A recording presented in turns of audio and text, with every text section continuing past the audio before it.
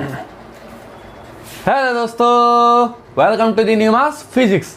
तो आज हम स्टार्ट करने वाले हैं चैप्टर नंबर 6 का लेक्चर नंबर 9। और इसमें हम क्या पढ़ेंगे? इसमें हम पढ़ने वाले हैं एलआर सर्किट। अब एलआर सर्किट क्या होता है? जैसे चैप्टर नंबर 2 में कैपेसिटर याद करो, वहां हमने पढ़ा था आरसी सर्किट। अब आरसी सर्किट क्या होता था? कैपेसिटर विद रजिस्टर, क्योंकि प्योर कैपेसिटर तो कोई होता नहीं ना। इसी प्रकार से आज के लेक्चर में क्या पढ़ने वाले हैं? LR circuit. मतलब प्योर इंडक्टर तो कुछ नहीं होता, इंडक्टर में कुछ ना कुछ रेजिस्टेंस तो होगा ही होगा। तो इंडक्टर के साथ जब रेजिस्टेंस को ऐड कर देंगे तब करंट का बिहेवियर कैसा होगा, है ना। ग्रोथ, करंट में ग्रोथ कैसा होगा, करंट में डीके कैसा होगा, करंट की हानि, करंट में लाभ, ये सारी चीज़ आज के लेक्चर में हम पढ़ने वाले हैं। तो कॉपी पेन निकाल के नोट्स बनाना स्टार्ट करना। और जिन बच्चों ने पिछली वीडियो नहीं देखी, ऊपर आई बटन पे क्लिक करके पिछली वीडियो देख सकते हैं। और अगर किसी भी लेक्चर से रिलेटेड कोई क्वेरी हो तो इंस्टाग्राम पे मिल जाऊंगा, नीचे डिस्क्रिप्शन में लिंक दे रखा है, वहां जाकर के फॉलो कर सकते हैं। तो बात करते हैं एलआर सर्किट की। तो एलआर सर्किट भाई, एलआर सर्किट देखो भाई, L R circuit, LR circuit. अब पहले कुछ चीजें समझते हैं, इससे पहले कुछ चीजें समझते हैं। जैसे आरसी सर्किट में था उसका जस्ट उल्टा, मतलब t इज इक्वल टू 0 पे जब टाइम 0 होगा तो करंट 0 होगी, t इक्वल टू 0 पे टाइम इक्वल टू 0 पे करंट 0। जब करंट 0 होगी तो इंडक्टर किसकी तरह बिहेव करेगा? ओपन वायर की तरह। मतलब वहां इंडक्टर वहां से गायब हो जाएगा, उस ब्रांच में कोई भी करंट फ्लो नहीं होगी। जबकि कैपेसिटर में इसका उल्टा होता था, कैपेसिटर में इन्फिनिटी के केस में ऐसा करता था। ठीक, तो बात करते हैं क्या, कुछ पहले कॉन्सेप्ट समझते हैं, उसके बाद पढ़ना स्टार्ट करेंगे। तो देखो कॉन्सेप्ट देखेंगे क्या? द सर्किट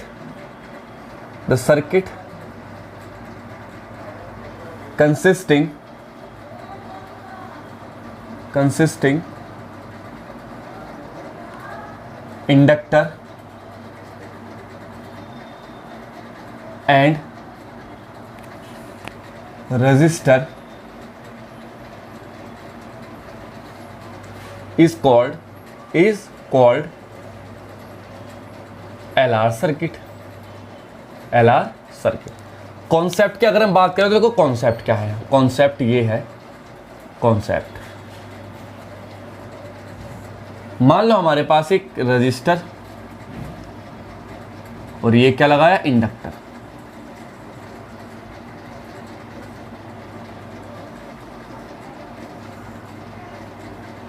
ये है यहां, ये एल और ये आर, इसके ईएमएफ ई हुआ। ठीक, कोई दिक्कत।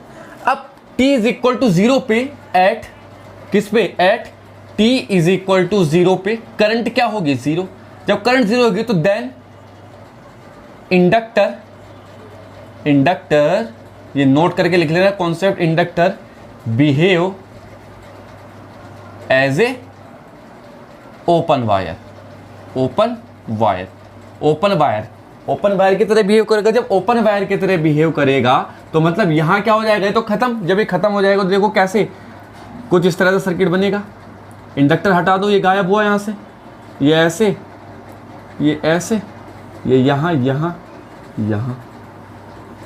है ना, ये आर और ये ई। तो करंट कितने हो जाएंगे? करंट तो 0 होगी, वो ऊपर लिखा भी है, इसी वजह से करंट क्या होगी? 0, क्योंकि सर्किट ही ओपन है, क्लोज ही कहां हुआ सर्किट, है ना। इसी प्रकार से यहां पे बात करते हैं कॉन्सेप्ट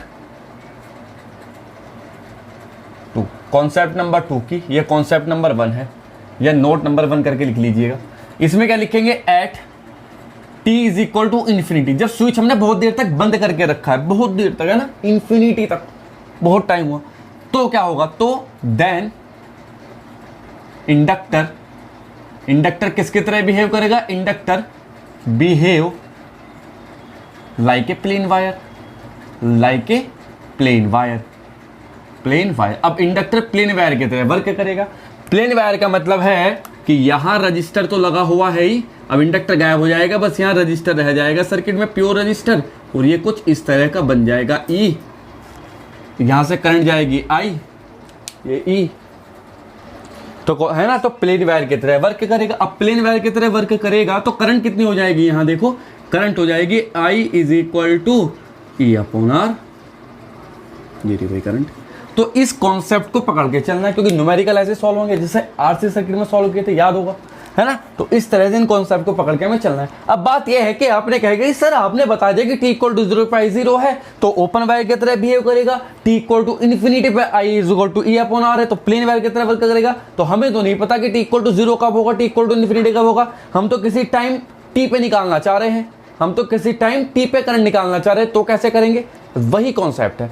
वहां उस तरीके को हमें पकड़ के चलना है, उसके लिए डेरिवेशन, क्योंकि अब एट एनी इंस्टेंट, किसी पर्टिकुलर इंस्टेंट पे कितनी करंट होगी वो कौन बताएगा, उसके लिए चाहिए फॉर्मूला।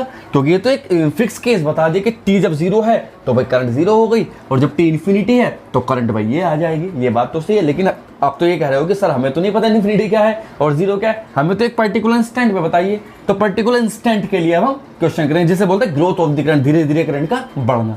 तो देखो वही है कॉन्सेप्ट, है ना। तो बात करते हैं concept number 3। Concept number 3 figure में यही बना रहने दो। कॉन्सेप्ट नंबर 3 क्या है, यहीं पे क्या है कॉन्सेप्ट नंबर 3। कॉन्सेप्ट नंबर 3 ये ई चल ही रहा है हमारे पास, ई कैपिटल लिख दो इसे, चलो, या वी लिख दो इसे, चलो यही रहने दो, कैपिटल ई लिख दिया हमने। करंट गई यहाँ से आई, करंट जाएगी यहाँ से आई, कोई दिक्कत वाली बात नहीं। तो क्या लिखेंगे यहाँ कॉन्सेप्ट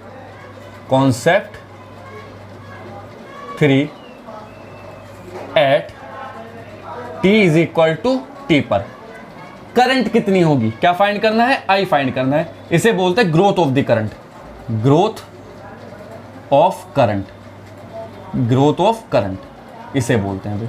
तो देखो कैसे निकालते हैं, तो करो भाई, ये अब आई निकालना है ना, आई निकालना है। तो देखो भाई ये पॉजिटिव और ये क्या हुआ निगेटिव, करंट चल रही है पॉजिटिव निगेटिव, वापस आ जाएगी करंट यहाँ, कोई दिक्कत नहीं। अब यहाँ लगा दो भाई हमारे पास क्या KVL, यहाँ क्या लगाइएगा KVL लगाइएगा। तो लिखेंगे applying KVL in close loop, किसमें लगाना है, क्लोज लूप में अप्लाई KVL। तो KVL अप्लाई करते हैं जब हम, तो मैंने आपको बताया कि हम इस कोने से चलना स्टार्ट करेंगे, यहीं पे आके रुक जाएंगे। तो मान लो कोई कोना है A B C D, तो किसमें लिखेंगे close loop A B C D A, इसमें चल रहे हैं। तो स्टार्ट करो भाई VA लिखेंगे। ऊपर चलो, पॉजिटिव से नेगेटिव करंट क्या हो रही है, घट रही है, करंट घट रही है तो वो मतलब पोटेंशियल घट रहा है, तो मतलब -V into I into R, positive से नेगेटिव। फिर पॉजिटिव से नेगेटिव घट रहा है -L DI upon DT, L DI upon DT। फिर आया यहाँ नेगेटिव से पॉजिटिव बढ़ रहा है तो +E, और वापस आया तो -K VA is equal to 0। VA से VA कैंसिल, क्या रह जाएगा E -I इंटू आर, तो यही रहा, is equal to L DI upon DT चला जाएगा वहाँ पे। ठीक है, ये स्मॉल आई लिख दो भाई, वरना कंफ्यूजन हो जाएगा आपको भी और शायद मुझे भी कहीं ना कहीं। ठीक है, तो I इंटू आर। अब I वाले एक तरफ और बस बचे कुछ T वाले एक तरफ, क्योंकि DI DT है तो डिफरेंशियल इक्वेशन बनी। तो डिफरेंशियल इक्वेशन सॉल्व करने का तरीका आप जानते हो डिफरेंशिएशन में, DI वाले एक तरफ और DT वाले एक तरफ। तो DI वाला ये रहा है ना, तो लेके जाओ इसे, इसके नीचे हो, इसके नीचे जाएगा, तो DT ये हो जाएगा भाई DI upon E minus I into R is equal to L, क्या हो जाएगा DT बाई L, ये हो जाएगा नीचे। ठीक, हाँ तो ये ठीक है DT बाई L। अब इंटीग्रेशन, अब क्या है, अब इंटीग्रेशन लिखेंगे, ऑन इंटीग्रेशन। जब इंटीग्रेशन करेंगे यहाँ हम, तो करंट कहाँ से स्टार्टिंग, तो करंट 0 से कहाँ तक बढ़ेगी, I तक बढ़ेगी करंट, 0 से कहाँ तक बढ़ेगी, I तक। तो DI upon E minus I into R is equal to, क्या हो जाएगा टाइम, 0 से कहाँ तक, T तक, तो क्या हो जाएगा DT अपॉन L। ठीक, कोई दिक्कत दिखाई दे रहा है, देखो ठीक है ना। बस अब आगे तो देखो क्या करेंगे, अब इंटीग्रेशन किया हमने यहाँ, तो देखो ये DI अपॉन किसकी फॉर्म बनी यहाँ है, लिख दूं मैं यहाँ, since dx upon a minus bx। तो कैसे लिखते हैं, देखो हो जाएगा log 1/x का क्या होता है, log x, 1/x का क्या होगा log x, नहीं 1/x का log x नहीं होता, इसका क्या होगा भला, 1/a माइनस bx का क्या हो जाएगा, ये हो जाएगा भाई हमारे पास, हाँ log x। ठीक है ना, तो क्या हो जाएगा, देखो ये हो जाएगा log a minus b into x, और x का कोफिशिएंट क्या है -b, तो -1/b नीचे आ जाएगा। इस तरह से करते हैं, तो करो भाई इसे करेंगे तो क्या हो जाएगा, देखो ये हो जाएगा 1/r माइनस का, क्योंकि आई के कोफिशिएंट में आर है, लॉग ब्रैकेट क्या हो जाएगा, E minus I into R is equal to, क्योंकि लिमिट तो 0 से आई है तो कोई सिंपल लिमिट भी लिखो भाई, यहाँ से कहाँ तक लिमिट हो जाएगा 0 से I is equal to D T upon L का क्या हो जाएगा, डी टी का तो टी ही रहेगा, टी अपॉन एल ही हो जाएगा। चलो अब लिमिट रखना, ये तो वहाँ लेके जाओ सारा पहले, तो बचेगा क्या, log bracket E minus I into R, यहाँ से यहाँ तक लिमिट कितनी है 0 से आई, और वहाँ जाएगा minus R T upon L, है ना। तो देखो रखो लिमिट, तो लॉग ये तो बचेगा वही E minus I into R, और माइनस लॉग आई के देंगे तो ई बचेगा, is equal to minus R T upon L. क्या कर देंगे, log A minus B log A upon B होता है, तो क्या लिखेंगे, log E minus I into R upon E is equal to minus R T upon L. Log जाएगा वहाँ तो E minus I into R upon E is equal to E की power minus R T upon L, और E is equal to E minus I R is equal to E की power minus R T upon L. अब क्या करेंगे, I निकालना है हमें, तो I into R is equal to E minus E की power minus R T upon L. E common लो तो I will be equal to हो जाएगा ई, ये आ जाएगा इसके नीचे कॉमन लेने के बाद, ब्रैकेट बचेगा 1 माइनस ई की power minus R T upon L. सही है, कोई दिक्कत। तो ये करंट है भाई at time T, the current will be I is equal to E upon R 1 minus E to the power minus R T upon L. ठीक, सही है। अब ई अपॉन आर को, ये मैक्सिमम करंट, क्योंकि मैक्सिमम वोल्टेज पे maximum current कब मिलेगी, मैक्सिमम जब it will behave like a plain wire, it will behave like a plain wire, तो बस सही है। तो क्या हो जाएगा, मैक्स लिखेंगे for maximum current, for maximum current, तो मैक्सिमम करंट क्या है, ई अपॉन आर, तो I will be equal to I naught लिख सकते हैं इसे, ब्रैकेट 1 माइनस ई की power minus R T upon L. ये है भैया करंट का फॉर्मूला हमारे पास। ये किसका फॉर्मूला आया है हमारे पास, करंट का फॉर्मूला आया है, जो एलआर सर्किट में क्या होता है, यूज होता है भाई। ठीक, कोई दिक्कत नहीं, आ गई बात समझ में। ठीक है, अब बात करते हैं कि टाइम कांस्टेंट क्या है, कि कितना चार्ज होगी, कितनी करंट फ्लो होगी किसी टाइम पे। तो देखो जो टी है, ये टी तो लग रहे हैं, तो आर अपॉन एल, ये नीचे आएगा, यहाँ ये आर एल के नीचे जाएगा, तो देखो क्या मिलेगा हमें यहाँ से, यहाँ हम लिख सकते हैं क्या, देखो यहाँ हम लिख सकते हैं, क्या लिख सकते हैं भला, यहाँ लिख सकते हैं I is equal to I naught bracket 1 minus E to the power minus T upon L upon R, L upon R. अब ये एल अपॉन आर लिखेंगे where L upon R equal to time constant, time constant. इसे क्या कह देते हैं, टॉ कह देते हैं। इसे क्या कहते हैं, टाइम कांस्टेंट को tau, it is called tau. तो लिख देंगे इसे I is equal to I naught bracket 1 minus E to the power minus T upon tau. अब टाइम कांस्टेंट तो वही है ना, टाइम कांस्टेंट क्या होता है, एक टाइम कांस्टेंट उस करंट के बराबर होता है जो मैक्सिमम करंट का 63.6% हो। तो लिखेंगे क्या, टाइम कांस्टेंट। बात किसकी आती है, टॉ की, टाइम कांस्टेंट क्या होता है।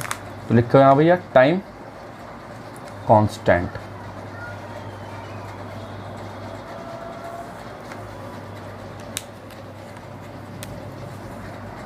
The one time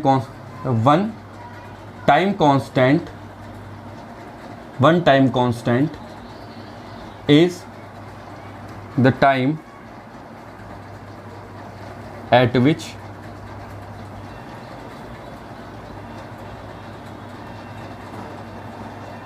(63.6%) current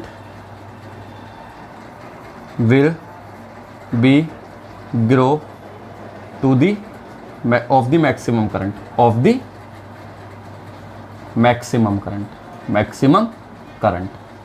मतलब t की जगह टॉ लिख दो, t की जगह अगर टाइम वन टाइम कांस्टेंट हो, अगर टाइम क्या हो, वन टाइम कांस्टेंट सेकंड हो, तो रखो भैया वैल्यू, देखो कितना निकल के आता है, यही निकल के आएगा जो हमने पढ़ा है अभी, है ना 63 पॉइंट। ये तो क्या लिखो, वही लिख दो फॉर्मूले में, तो i इज इक्वल टू हो जाएगा I naught bracket 1 minus E to the power -1 बचेगा, और इसको सॉल्व करेंगे तो आई की वैल्यू हो जाएगी 63.6% ऑफ आई नॉट। तो कहने का मतलब क्या है, इतनी वन टाइम कांस्टेंट पे जो करंट है वो मैक्सिमम करंट के 63.6% रीच कर जाएगी, ग्रोथ कर जाएगी। अब इसके ग्राफ अगर हम बनाने की कोशिश करें, है ना, यहाँ ये करंट जा रही है, ये टाइम टॉ इधर को और ये इधर को। अब ग्राफ कैसे, कुछ इस तरह बनेगा इस पे, क्योंकि एक्सपोनेंशियल है तो एक्सपोनेंशियल ग्राफ बनेगा ई का। तो किस पे मिला है current, at T is equal to 1 tau, T है 1 टॉ पे कितनी करंट पहुंची थी, 63.6% ऑफ मैक्सिमम करंट। सही है, कोई दिक्कत, यहां तक। इसे बोलते हैं एलआर सर्किट, किसी टाइम टी पर करंट निकालना एलआर सर्किट में। तो ये है भाई हमारे पास सारा का सारा। अब इसके कुछ न्यूमेरिकल करते हैं, क्या करते हैं इसके कुछ न्यूमेरिकल करते हैं। उतारो इसे जल्दी फटाफट, नोट करो।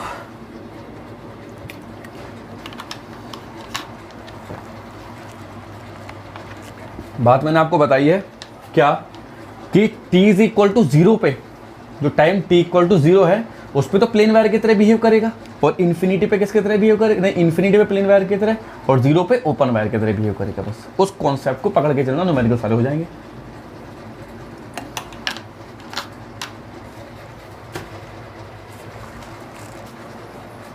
चलो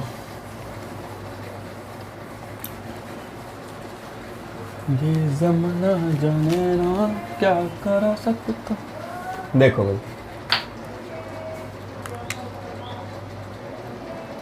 क्वेश्चन नंबर 1, क्वेश्चन नंबर 1 में हमसे पूछा है, हमसे कहा है, एक सर्किट दे दिया है, एक रजिस्टर, ये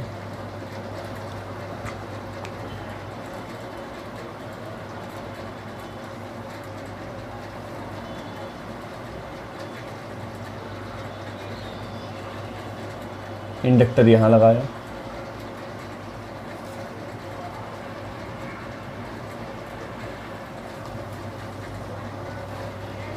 तो यहां बना दिया हमसे battery.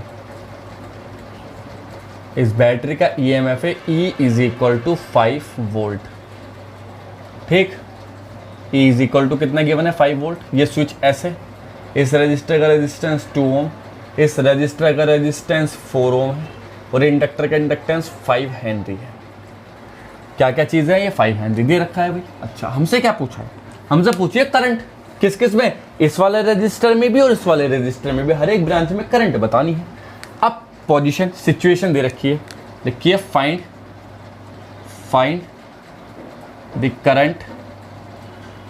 Current in each register, ध्यान दिए भाई, मैंने और भाइयों ध्यान देना, रजिस्टर, ईच रजिस्टर ये और ये है ना कि ये, तो इसे कह दो R1, इसे कह देंगे हम R2। Register, find the current in each resistor at number first when switch is closed immediately।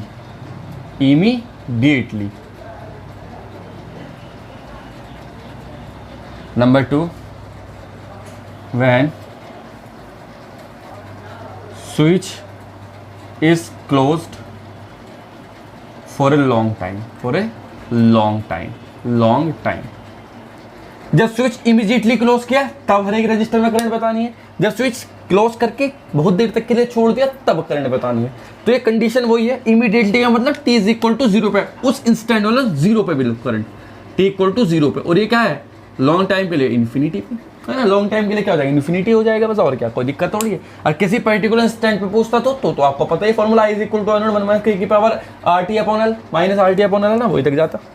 तो करते हैं भाई बात, तो यहाँ लगाते हैं क्या, number first part number first, when switch is closed immediately t equal to 0 पे। जब t इक्वल टू 0 पे है तो क्या होगा, t इक्वल टू 0 पे it will behave like a open wire, लेकिन inductor behave like open wire, open wire, open wire की तरह बिहेव करेगा तो सर्किट बनाओ, सर्किट बनाओ, ये गया, ये यहाँ, इंडक्टर तो गायब कर दो यहाँ से, इंडक्टर कर दीजिएगा गायब। 5, R1 कितना है 2, R2 कितना है 4। तो अब कोई दिक्कत है, करंट निकली मान लो यहाँ से आई, करंट कितनी गई है, तो तीनों में, दोनों रेजिस्टर में सेम रहेगी क्योंकि सीरीज है, तो लिखेंगे R1 and R2 are in series. अब जब ये सीरीज में है तो क्या होगा, R इक्विवेलेंट इक्वल टू हो जाएगा R1 plus R2 which will be given as 2 plus which will be return as 2 + 4 6 ohm. ठीक, तो क्या हो जाएगा, current I is equal to E upon R equivalent, और जो हो जाएगा क्या 5/6 ampere in each resistor, each resistor, हर एक रजिस्टर में है भैया। तो ठीक है, तो ये आई बात। अब सेकंड पार्ट देखते हैं, part number second. Second part में क्या कहा है, सेकंड पार्ट में कहा गया है for long time, for long time, long time, long time के लिए t इज इक्वल टू क्या हो जाएगा, इन्फिनिटी। जब t is equal to infinity हो जाएगा तो it will work like a plain wire. अब प्लेन वायर की तरह जब वर्क करेगा तो हो जाएगा ऐसे, ये रजिस्टर तो चल ही रहा है यहाँ, यहाँ, यहाँ, ये यहाँ ऐसे, ये आ जाएगा नीचे, ये ऐसे, ये आ जाएगा 5 वोल्ट, ये आ जाएगा 2 ओम, ये आ जाएगा 4 ओम। ठीक है ना, तो करंट जाएगी यहाँ से I इज इक्वल टू, तो चल रही है I, और यहाँ जाएगी कितनी, यहाँ चली जाएगी भाई हमारे पास I1, और बची कुछ जाएगी कितनी यहाँ I2, तो 0 हो जाएगी। तो लिखेंगे I1 क्या हो जाएगा अपने आप ही 0, बिकॉज इंडक्टर प्रोवाइड या ऑफर प्रोवाइड इनफाइनाइट रेजिस्टेंस, और इनफाइनाइट पे इनफाइनाइट रेजिस्टेंस आएगा तो वहाँ तो करंट जाएगी नहीं 4 पे, तो यहाँ से घूम कर कैसे चली जाएगी। तो I2 निकालना है, तो I2 क्या हो जाएगा, I2 so simple, E upon कौन सा वाला रजिस्टर, ये वाला, इसमें तो गई थी R1, E अपॉन R1 हो जाएगा। E की वैल्यू 5, R1 कितना है 2 एम्पियर। तो आई बात समझ में। ऐसे क्वेश्चन करते हैं LR सर्किट के। अगर ये देखो, करंट हमेशा शॉर्टेस्ट पाथ चूज करती है जाने के लिए, ठीक। तो अगर आपको ये लगता है कि करंट सीधी जाकर के सर आधी यहाँ डिवाइड होनी चाहिए और आधी वहाँ जानी चाहिए, तो बात ठीक है। मैं ये कह रहा हूँ कि करंट पूरी यहाँ से घूम करके वापस आ जाएगी। क्यों? क्योंकि करंट को शॉर्टेस्ट पाथ कौन सा मिलेगा, ऐसे या ऐसे, तो ये यहीं से घूम करके आ जाएगा। I1 कुछ नहीं होगा, I2 में ही निकल के वापस चली जाएगी। ठीक है भाई। और क्वेश्चन करते हैं, नेक्स्ट एक क्वेश्चन और करते हैं समझने के लिए अच्छे से। ये समझ में आया, आई होप ये समझ में आया होगा अच्छे से, कोई दिक्कत वाली बात है नहीं इसमें।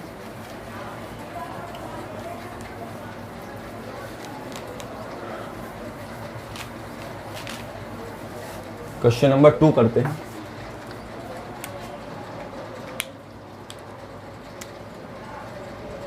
क्वेश्चन नंबर 2 में वही कहा है, कंडीशन वही है दोनों, बस फिगर थोड़े चेंज कर दिए। एक यहाँ रजिस्टर लगा है, एक इंडक्टर लगा है, यहाँ एक रजिस्टर लगा है इसके पास में ही,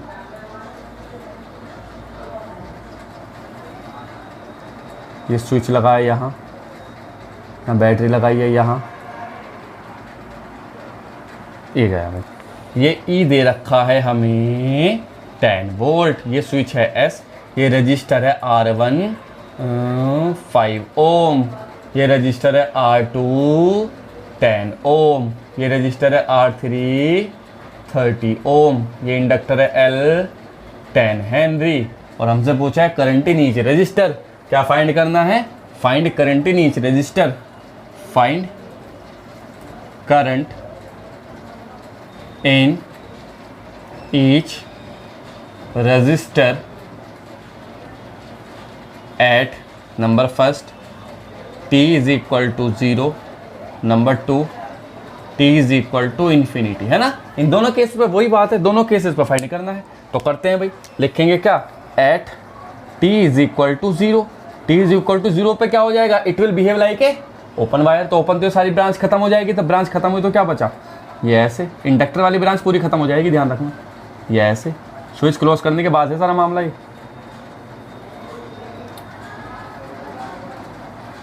ये देखो ये कितना है 10 वोल्ट, ये कितना है 5 ओम, ये कितना है 10 ओम, ये R1 और ये R2, तो दोनों सीरीज में है। लिखे हैं क्या R1 and R2 are in series. जब ये दोनों सीरीज में हुए तो इक्विवेलेंट क्या हो जाएगा, R equivalent R1 plus R2 which will B 15 ओम। तो I हो जाएगी करंट हमारे पास, यहाँ करंट तो तीनों में सेम रहेगी, तो यहाँ हो जाएगी दोनों में सेम रहेगी, तो क्या रहेगी E अपॉन R इक्विवेलेंट। तो E की वैल्यू कितनी है 10 और अपॉन 15 एम्पियर। ठीक, यहाँ से तो करंट इजीली कैलकुलेट की जा सकती थी और वो कर भी ली गई। ठीक, बात करते हैं इसकी, जब एट t इक्वल टू क्या, t equal to infinity, infinity के लिए किसकी तरह बिहेव करेगा, plain wire, plain wire, plain wire की तरह वर्क करेगा। तो इंडक्टर गैप करके प्लेन वायर लगा दो यहाँ, तो हो जाएगा क्या, ये रजिस्टर तो ऐसे ही, ये ऐसे, ये ऐसे, ये ऐसे, ये ऐसे, ये होगा भाई 10 वोल्ट, ये होगा R1 5 ओम, ये होगा R2 10 ओम और ये होगा R3 30 ओम। यहाँ से गई करंट I, अब ये करंट I चलती रही, यहाँ जाएगी कितनी I1 और यहाँ कितनी जाएगी भैया I2, है ना, सिंपल है, इसमें कोई दिक्कत वाली बात है ही नहीं आई थिंक। बस अब क्या करना है, अब कैलकुलेट करना है, चाहे तो जंक्शन रो लगा दो और चाहे अपने अकॉर्डिंग जैसा आपको ठीक लगे वैसे कर सकते हैं। सबसे पहली बात तो ये है कि इक्विवेलेंट रेजिस्टेंस निकाल के टोटल करंट देख लेते हैं कितनी आ रही है ना, टोटल करंट देख लेते हैं। अच्छा ये दोनों किस में है, देखो ये दोनों पैरेलल हो गए, जब ये दोनों पैरेलल है तो लिखेंगे क्या, R2 and R3 are in parallel. अब ये पैरेलल हुए तो क्या हो जाएगा इनका, देखो सॉल्व करो इनको, 1/10 1/30 कितना हो जाएगा, 1/10 प्लस 1/30 और ये हो जाएगा भैया 30, ऊपर जाएगा 3 प्लस 1 तो 4/30 मतलब 30/4। तो ये नया रजिस्टर बना हमारे पास यहाँ 30/4 है ना, R डैश कह दो इसे, इसका कह दिया हमने R डैश। लाइट चली गई है, चलो दिख तो रहा होगा शायद। तो R डैश आया, ये कितना है 5 ओम आया यहाँ से यहाँ, ये तो इन दोनों का R डैश निकल के आया। यहाँ करंट चल रही, वो वोल्टेज तो है ही, यहाँ बैटरी कितने वोल्ट की, 10 वोल्ट की बैटरी है। ठीक, तो अब यहाँ पे देख तो कितनी करंट है टोटल, टोटल करंट तो पहले R इक्विवेलेंट निकालो, R इक्विवेलेंट हो जाएगा यहाँ से हमारे पास 5 प्लस 30/4 तो हो जाएगा 4 5 20 30 50/4। तो आया भाई R इक्विवेलेंट हो, तो टोटल करंट कितनी हो जाएगी यहाँ से E/R इक्विवेलेंट। तो कितनी हो जाएगी ये, E कितनी है भाई, E है भाई 10 अपॉन इंटू 4/50, तो कुल मिला के क्या आ जाएगा 4/5 एम्पीयर करंट। ये टोटल करंट जा रही है भाई, ये टोटल करंट पूरे सर्किट में जा रही है। अच्छा ठीक है, पूरे सर्किट में जा रही है। तो R1 में कितनी करंट गई I, तो लिखे करंट अक्रॉस R1 के अक्रॉस कितनी करंट है I, जो कि कितनी है 4/5। देखो R1 तो ऊपर ही है क्योंकि अब I1 I2 की बात चल रही है, तो I1 पे कितनी होगी I2 पे कितनी होगी। तो देखो I1 इन दोनों के क्रॉस पोटेंशियल पता चल जाए तो बात सिंपल, देखो 10 तो इसने कितना खाया पहले ये पता लगा लो, इसने कितने खाए होंगे अपने भाई, यहाँ 5 है तो 5 × 50 है ना इसने, तो 50 वोल्ट तो इसने खाया अपना, तो बचा कुछ टोटल कितना है 50 वोल्ट तो इसने खाया। 50 वोल्ट कैसे खा लिया, ये IR होता है ना, हाँ ये तो IR होता है यहाँ। तो I कितनी है टोटल करंट 4/5, तो 4/5 इंटू 5 तो 5 मतलब 4 वोल्ट तो ये खा लेगा अपना। R1 ने कितना खाया 4 वोल्ट, कैसे पता चला 4 वोल्ट का, तो लिखेंगे क्या, लिख लेते हैं यहाँ, देखो आ जाएगा समझ में, कोई दिक्कत नहीं, इसे हटा दो। लिखेंगे क्या, पोटेंशियल ड्रॉप एक्रॉस R1 ने कितना पोटेंशियल ड्रॉप किया, तो देखो V = I into R1। I कितना है 4/5, R1 कितना है 5, तो 5 से 5 कैंसिल, क्या बचेगा 4 वोल्ट, तो 4 वोल्ट इतने का 6 वोल्ट बचा। तो मतलब यहाँ कितना आया 6, यहाँ कितना आएगा 0, यहाँ कितना आएगा 6, यहाँ कितना आएगा 0, तो इसका अक्रॉस कितना पोटेंशियल 6। यार सिंपल सी बात है ना, तो 6 ही चलेगा यहाँ तो। और नीचे क्या आएगा, देखो ये ऊपर 4 खा लिया इसने, तो यहाँ कितना रहा 6 ही तो रहा, 6 वोल्ट, क्योंकि 4 इसने खाया तो 6 वोल्ट, तो यहाँ कुछ नहीं तो 6 वोल्ट, यहाँ कुछ नहीं 6 वोल्ट, यहाँ नीचे नहीं आ सकते, नीचे चलो ये 0 और वो 0, बस सही है। ठीक है, ऐसा तो किया है क्वेश्चन कई सारे यार कैपेसिटर वाले क्वेश्चन चैप्टर में। अच्छा ठीक है, तो कितना आ जाएगा करंट, क्या करंट एक्रॉस R2 का अक्रॉस कितनी करंट होगी I2 = E। ये कितना है, जो इसका अक्रॉस कितना पोटेंशियल है 6 और रेजिस्टेंस कितना है 10, तो ये आएगा 10 एम्पियर। अब लिखें current across R3, R3 cross current निकालो, R3 का पोटेंशियल कितना 6 - 0 तो 6, तो I3 कितनी हो जाए वो, ये I1 है, ये I1 आ जाएगी है ना, क्या हो जाएगा I2 6/30 एम्पियर। तो ये हमारे पास सारी की सारी करंट। तो ऐसे क्वेश्चन करने हैं भाई LR सर्किट के। आई होप तुम लोगों की समझ में आए होंगे। कोई क्वेश्चन समझ में ना आया तो इंस्टाग्राम पर जाऊँगा, वहाँ जाकर के फॉलो करके आराम से बता देना भाई कौन सा क्वेश्चन समझ में नहीं आया, बिल्कुल वीडियो बना के भेजी जाएगी। तब तक क्या, बेस्ट ऑफ लक।